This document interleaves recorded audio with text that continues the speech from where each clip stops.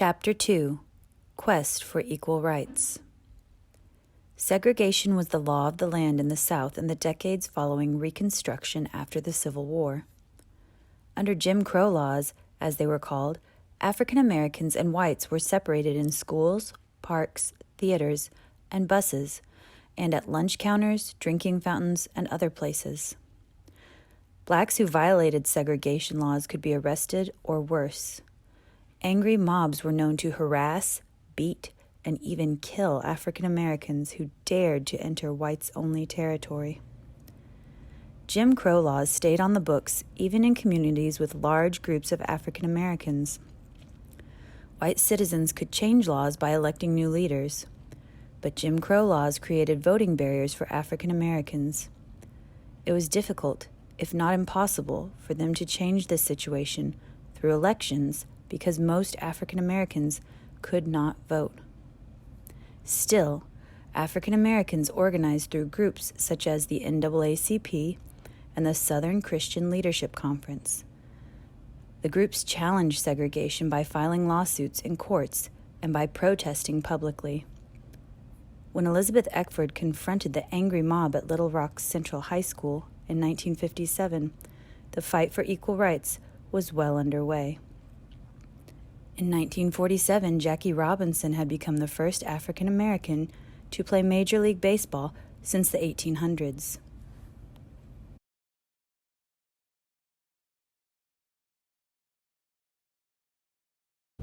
President Dwight D. Eisenhower banned discrimination in federal jobs in 1953, and police at Montgomery, Alabama arrested Rosa Parks in 1955 for refusing to give up her bus seat to a white passenger. The arrest prompted a black boycott, which forced city leaders to integrate buses. Known as a progressive small city, Little Rock didn't seem an obvious battleground in the conflict over equal access to public schools. The city was not part of the Deep South, where racial tensions had erupted repeatedly since slavery was outlawed in 1865. The University of Arkansas had become the first traditional Southern university to integrate when it enrolled a black student in its law school in 1948. And Little Rock's buses and libraries had been desegregated without conflict.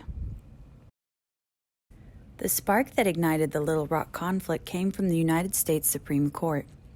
The court ruled in 1954 that segregation in public schools was unconstitutional. Until the ruling, in a case called Brown v. Board of Education, segregation had been allowed under a practice known as separate but equal.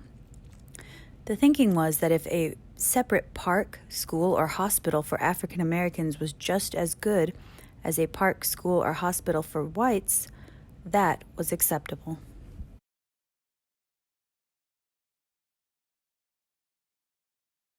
In reality, the facilities for African Americans were never as good. Thurgood Marshall, the African American attorney who argued the case before the Supreme Court, explained why separate was not equal. Equal means getting the same thing at the same time and in the same place, he said. In the Brown case, the court agreed with Marshall. It said school segregation stripped African American students of educational opportunities and harmed them emotionally. 101 Southern members of Congress who supported segregation vowed to oppose Brown. In a written statement titled The Southern Manifesto, they said they had the gravest concern for the explosive and dangerous condition created by this decision. What happened in Little Rock was not just a battle about whether African Americans could enter one school. The conflict tested the federal government's authority over state and local government. The Little Rock School Board already had approved a watered-down plan to bring black students into white schools. The plan could not be considered bold. It called for gradually enrolling African American students over a number of years. Yet segregationists refused to let the plan unfold. Governor Orville Faubus sent the state's National Guard troops to prevent the students from entering the school. He claimed he was trying to protect the Little Rock Nine and prevent violence, but his action and his words made the situation worse. If African Americans tried to enroll, he predicted, there would be violence and bloodshed. A legal warrior. Thurgood Marshall, the first African-American Supreme Court justice, was the grandson of a slave. Some African-American leaders fought for civil rights with political protests. Others stood at the pulpit in churches and used religion to make their case. Thurgood Marshall was a warrior in the courtroom. Marshall, who was born in Baltimore, Maryland, wanted to attend the University of Maryland School of Law, but he learned that the school's segregation policy would prevent his admission. So Marshall earned a law degree at Howard University School of Law instead. He later sued the University of Maryland for its segregation policies. He won. In an interesting twist of fate, the university's law library is now called the Thurgood Marshall Law Library. Known as the little man's lawyer, Marshall built a reputation by fighting and winning many civil rights cases. A lot of his clients couldn't afford to pay him, but Marshall cared more about making a difference than building a bank account. He was chief counsel for the NAACP's Legal Defense and Educational Fund. Among his most famous cases is Brown v. Board of Education. Nearly 60 years after the Supreme Court had allowed the legal separation of African Americans and whites, Marshall and others challenged the idea of separate but equal schools. The court agreed that separate was not equal.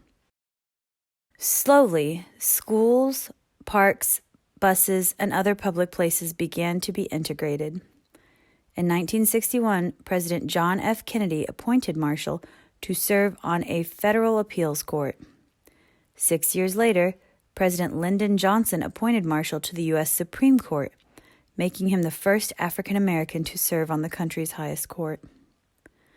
Marshall became a larger-than-life figure, speaking bluntly about legal issues, race, and politics. He retired from the court in 1991 and died 2 years later. Daisy Bates, the African-American leader who advised the Little Rock Nine and their families, wrote later that hysteria in all of its madness enveloped the city. Racial feelings were at a fever pitch. For more than 2 weeks after the students were barred from entering Central High School, politicians and lawyers argued about what should happen next. Citizens protested, white students went to school, and the Little Rock Nine stayed home.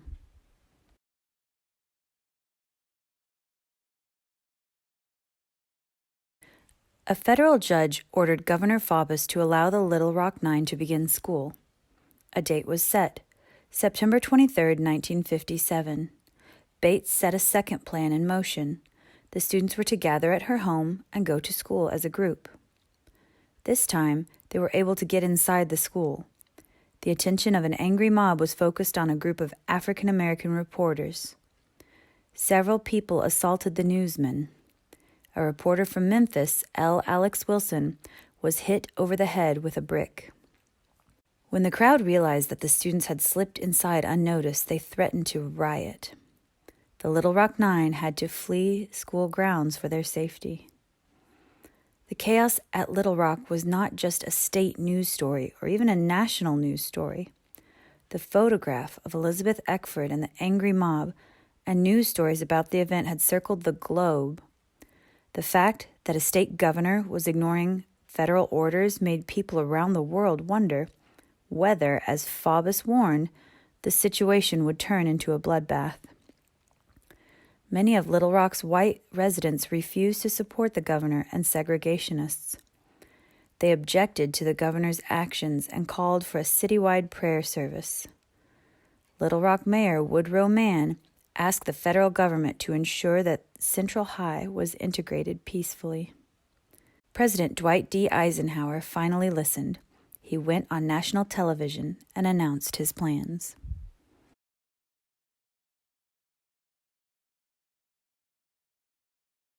He decided to send the 101st Airborne Division to enforce the federal court's order. He also federalized the Arkansas National Guard, which meant that the president, not the Arkansas governor, was now its commander. With all the paratroopers and the National Guard soldiers, Little Rock resembled a war zone.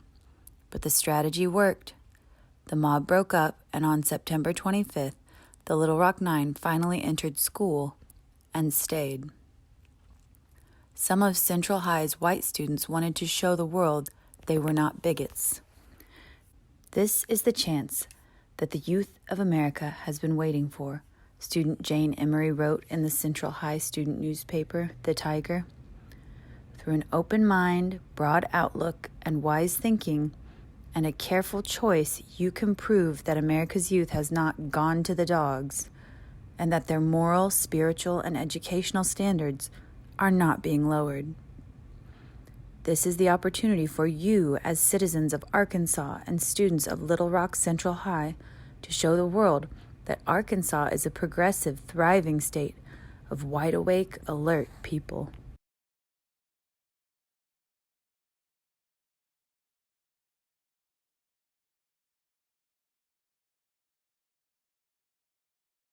But the students' good intentions were not enough.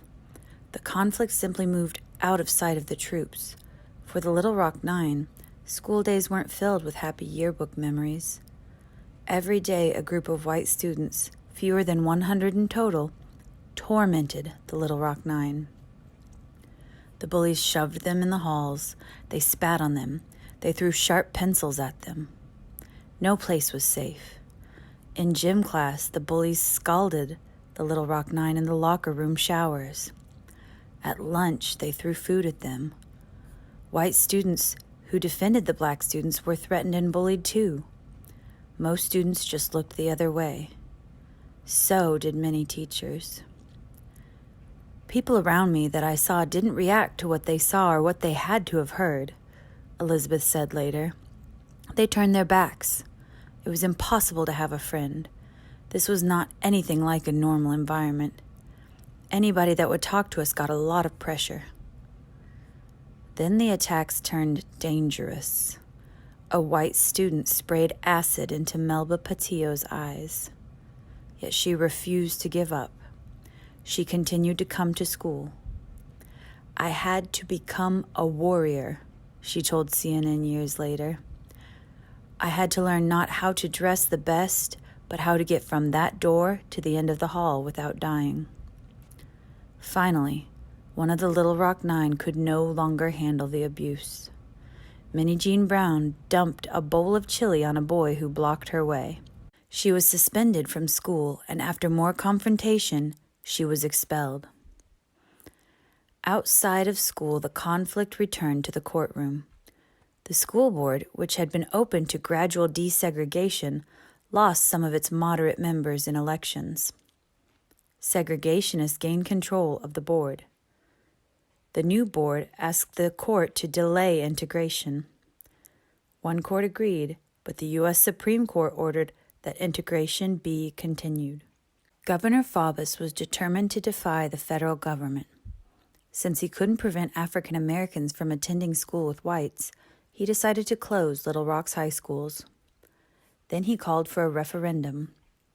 Voters would be asked whether they supported or opposed school integration.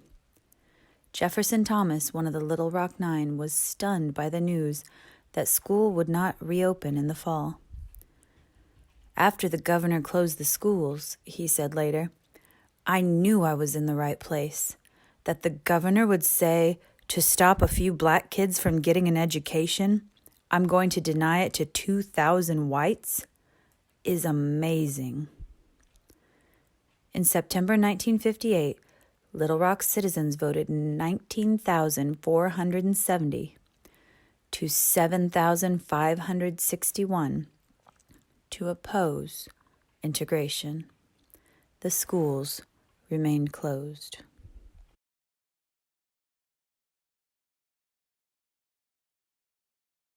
The man behind the conflict. Six-term Governor Orville Faubus was considered the most loved and most hated politician in Arkansas. Governor Orville E. Faubus was a man of surprises. He did not oppose the integration of public transportation in Arkansas, but a short time later he did oppose the integration of Little Rock Central High School. He supported programs that expanded the power of the federal government, but he opposed the federal government's using its power in his state. First elected in 1954, Faubus was considered a moderate politician when it came to issues of race. Some of his supporters were surprised then that he used the National Guard to keep African Americans from attending Central High School. He claimed he was trying to prevent violence. President Dwight D. Eisenhower personally talked to Faubus. The president hoped Faubus would change his mind and follow a federal court order. Faubus refused, so Eisenhower sent in troops, and the Little Rock Nine were finally able to enter the building. Observers say Faubus was afraid that segregationists would ruin his re-election chances if he didn't fight integration. Whatever the reason, he won political points in Arkansas for standing up to the federal government. In 1958, a national survey found that Faubus was among the 10 men in the world most admired by Americans.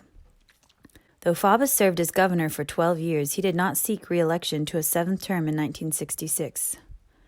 10 years before his death, Faubus pulled another surprise. He supported Jesse Jackson, an African American, in Jackson's failed bid to become the 1984 Democratic presidential candidate. Faubus praised Jackson, saying that he speaks out for the underdogs of the nation. For an entire year, every high school student in Little Rock had to find another schooling option. Some enrolled in private schools, some moved away or traveled to other public school districts, and some took correspondence courses. Segregationists on the school board, meanwhile, punished teachers and administrators who supported integration by attempting to fire 44 of them. Other community leaders had had enough of the conflict. They organized and persuaded new people to run for the school board. They wanted board members who would support an integration plan and show the world that Little Rock could move forward. And that's exactly what happened. 3 new school board members took office, and the board announced plans to open the high schools early. Segregationists protested, but only briefly. Police arrested nearly 24 protesters and broke up the mob, this time for good.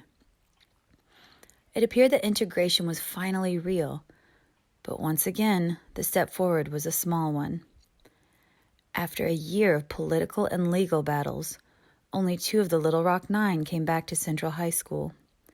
The others had moved, decided to attend other schools, or received diplomas through correspondence courses. Elizabeth Eckford never returned to Central after that first horrible year. She accumulated enough credits to graduate by taking courses elsewhere. Ernest Green, the only senior among the Little Rock Nine, became the first African American to graduate from Central High School. He graduated in May 1958, the spring before Little Rock residents voted against integration and to keep the schools closed. It took many years to fully integrate Little Rock's public schools, and court battles continue today. President Bill Clinton, a former Arkansas governor, honored the Little Rock Nine in 1999 for their bravery. Each received the Congressional Gold Medal, the nation's highest civilian award.